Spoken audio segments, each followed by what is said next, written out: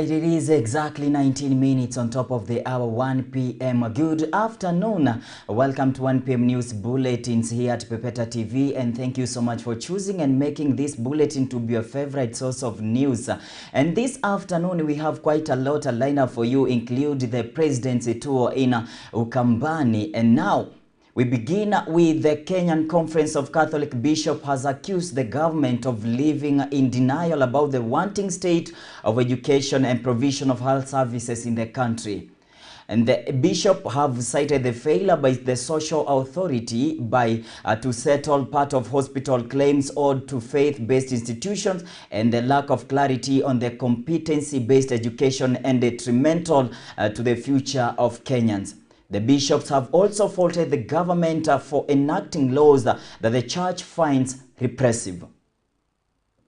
Of openness to address these serious concerns from a spirit of openness and not to be in denial. There are serious things happening in our school. We are inviting those responsible in government not to make political responses to these very serious matters, but to move with speed and rectify the things that are ailing our education system, especially with regard to the introduction of the current system of education, which was CBC, now we're calling it C. Teachers tell you capitation is not even sufficient for them to run the schools, yet they're not allowed to collect any extra money from the parents. What you want to affirm is this: our hospitals, whether they are owed by NHIF or SHA, the suppliers are waiting for their money. We need medical supplies. We need to pay the staff. Our hospitals are running on debt. Registering as a voter secures your voice and contribution, enabling Kenya to continue growing. And away from that is that the 5 of Kenya's largest ethnic communities continues to dominate government employment opportunities, holding more than 70% of all state corporations. A new report by the National Cohesion and Integration Commission (NCIC) reveals that the Kikuyu, Kalenjins, Luo, Luya and Kamba communities control majority of the senior government jobs, leaving little room for representation among other 38 ethnic groups. And the Commission warns that the growing ethnicity in public sector recruitment poses a serious threat to national unity and social cohesion. Is that 8 communities, we have 56 in here. 8 control almost 90% of all the jobs. I have one that is absolutely non-compliant by far. Boy Teaching and Referral Hospital. It is a hospital. It's a referral hospital. Level 5, my friend. Okay. Percentage Ningabi, 67%. One community. What does the law say? No more than 33.3% senior. How did Ragabi 34% of the pita kabisa nakwenda? There has been a clear demonstration that we don't have equitable distribution of opportunities. Against phone calls. What are phone calls? Call on behalf of a Dasanach. Hire this Dasanach. Yes. Hire this Makonde. Hire this person. Hire this gem person. There is no compliance. For example, as it has been shown very clearly, whether it is universities or parastatals or counties like we did exactly a year ago today, we launched an audit, ethnic audit of all the 47. Moving on, the Ethics and Anti-Corruption Commission is recommending the scrapping of the current police traffic unit and periodic rotation of those providing the service to curb extortion. An audit of the National Police Service has revealed deep-rooted corruption in the police service, with the traffic unit leading in cases of extortion. The report shows traffic police officers subject public service vehicles to daily and route level extortion and collect protection fees from border raiders and matatu circles. The report shows that daily collection targets for the police are set by their seniors, with proceeds channeled up the chain of command. Traffic police officers subject public vehicles to daily and routine level extortion, a practice that has been reportedly become institutionalized. Traffic police officers periodically collect predetermined protection fee, especially from borders and circles. There were also allegations of targets given to these officers by their seniors. And let us work together and ensure that this report does not remain like other reports on the shelf. There were manual processes all the way. There are incidences of interference in the process by senior officers and politicians to some extent. The effect is that these irregularities make it difficult to have suitable candidates. We are going to form the necessary committees and partner with the ECC so that we walk the journey. Traffic police officers subject public vehicles to daily and routine level. And that news brings us to our first commercial break here at Pepeta TV 1 p.m. News Bulletins. Don't go too far. We will be back with more news in details.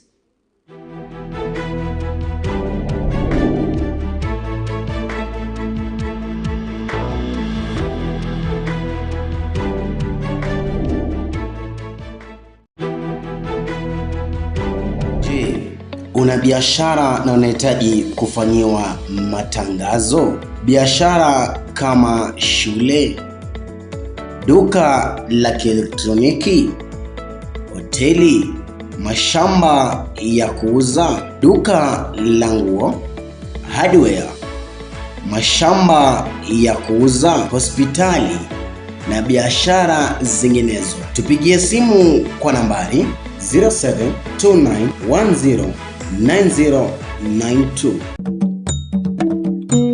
Tushangilie Kenya taifa.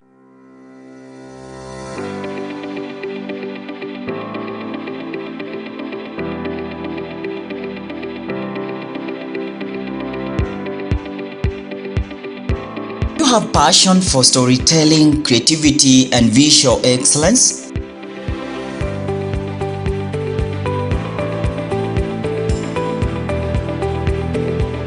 We are expanding our creative team. Pepeta TV is now hiring show producers, graphic designers,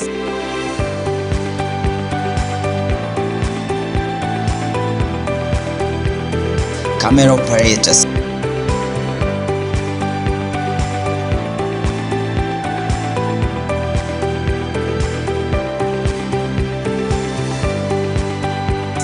if you have the skills, vision, and passion to bring ideas to life, this is your moment to shine.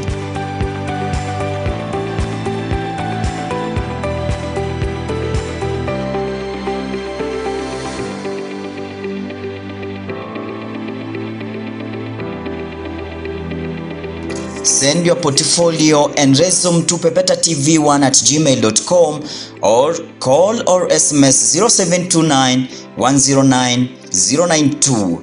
Join us today and let's create impactful television that inspires and transforms lives. Pepeta TV, the game of life.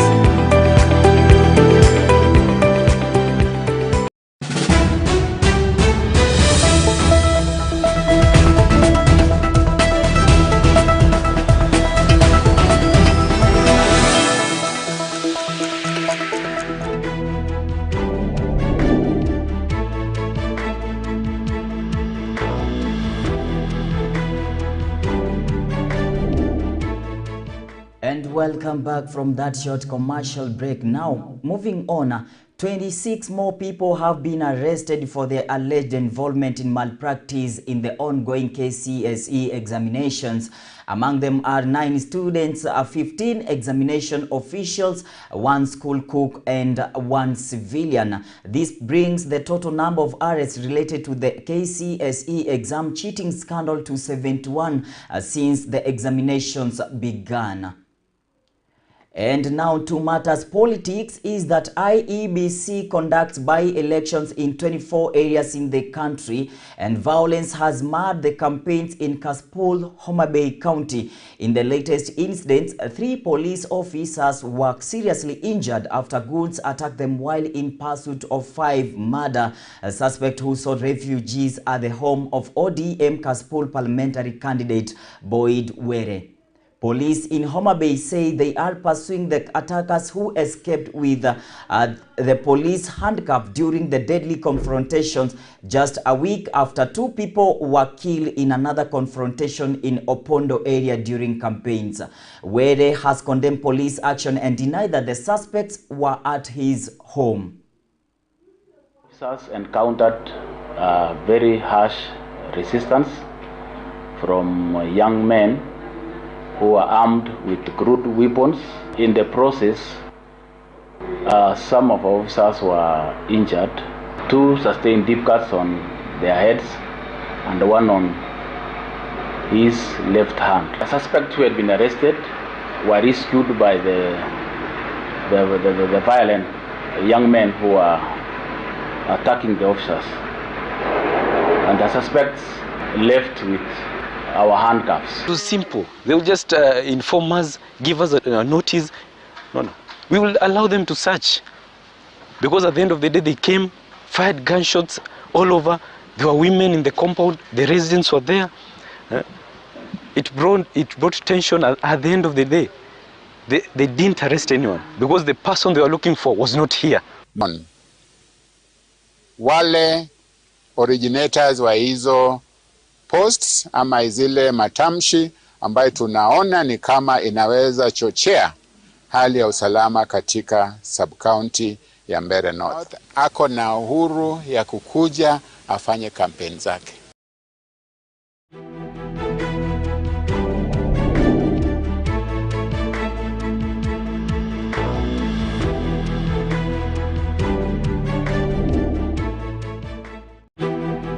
On to our next story is the Orange Party National Governing Council has ratified Siaya Senator Dr. Obura Oginga as the party's new party leader, and in a meeting held in Mombasa, the party's top decision-making organ said it is ready to host the ODM at 20th celebration starting today.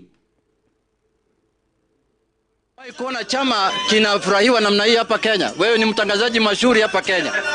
Umewahi kuona chama ambaye watu wamefurahia kama ODM hivi? Ndugu yangu bwana. Waambie wa Kenya bwana, chama ni kimoja, chama ni ODM. Tumesema viongozi tukae pamoja, tushikilie chama, tukue na unity of purpose kama viongozi wa chama. Na wanatutegemea sisi kama viongozi tupeleke chama mbele na tusisambaratishe chama. Tayari tusherekee, hata ukiwa nyumbani kama hujafika na Mombasa, sherekea pamoja na sisi. Furaha na Wakenya tukue pamoja.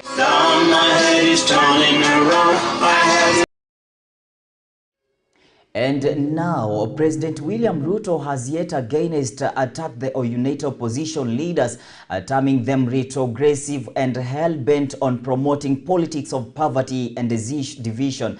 And the head of state, who continued his trip of Ukambani region in Kitui County yesterday, also slammed his opponent as lacking a plan for Kenyans. Changendu, hiyo ni upuzi. Ama namna gani bwana? Kwani mimi nataka niulize wewe, kuna mtu anasherehekea umaskini? Ati changendu? Ati kuna maskini jeuri? Umaskini ishindwe? Ama namna gani? Hatutaki umaskini Kenya hii. Kama mtu anataka umaskini apeleke kwake. Ati Kitui mnasemaje? Hao ni matatu. One time Kasongo Masgo. Sasa mimi nataka niwaulize. Hiyo ndio siasa yao inaishia hapo. Inaanza kwa ukabila, inaenda kwa matusi, inafikia kwa kupingana. Sasa leo wanapinga housing, wanapinga soko, wanapinga model ya elimu, wanapinga SHA. Tuko na vigundi viwili tashindana kwa hii uchaguzi. Team forward na team backward. Soko ndio hii. Si rais ametujengea soko. Si mmesikia title deed na stima. Rais akiendelea namna hivi na sisi tunamwambiaje? Tunamwambiaje? Aendelee asiendelee? Si anafanya kazi nzuri? Aendelee. Tumedanganywa kwa muda mrefu, but enough is enough. Enough is enough. Hawa vijana wote hapa, hawa watu hapa wamechanuka macho. Hii siasa ya political poverty strategy inaitwa Vomwe na Vayetwa, hiyo tumeachana nayo. Anafanya kazi, gavana anafanya kazi, na tuko na viongozi wale wengine. Akija hapa mambo ya kazi lazima niwe hapa. Nimeangalia ile miradi ambayo ilitekelezwa hapo awali, na hakuna rais hata mmoja ashaifanya any project more than 50 million. Sahi tuko na Kakongo market 55 million. Sahi sasa tuko na Kwasiko 3.8 Tibomwe, obetwe, changendu, hiyo ni upuzi. Alright, and of course that news brings us to the end of our broadcast here at Pepeta TV 1 p.m. news bulletins. Thank you so much for staying tuned from the beginning of this broadcast to the end. We surely do not take that for granted. And for those news in details, make sure that you visit our social media platform on X, on TikTok, on YouTube and Twitter at Pepeta TV. Thank you so much. I have been your host, Chacha Tobias, and enjoy the rest of your day.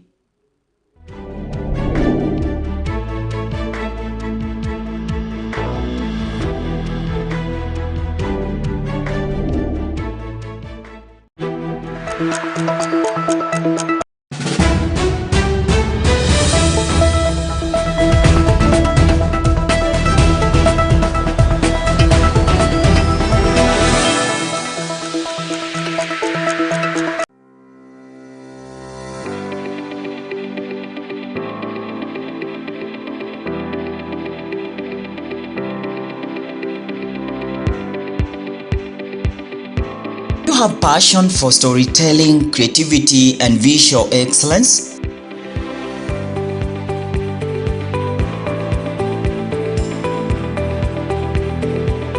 We are expanding our creative team. Pepeta TV is now hiring show producers,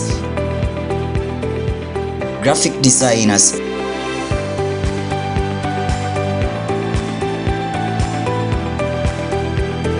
camera operators,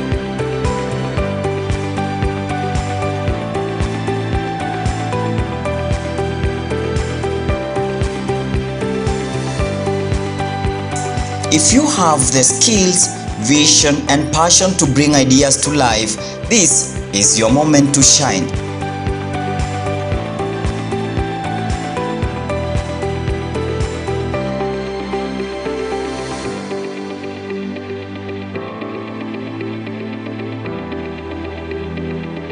Send your portfolio and resume to pepetatv1@gmail.com or call or SMS 0729 109 092. Join us today and let's create impactful television that inspires and transforms lives. Pepeta TV, the game of life.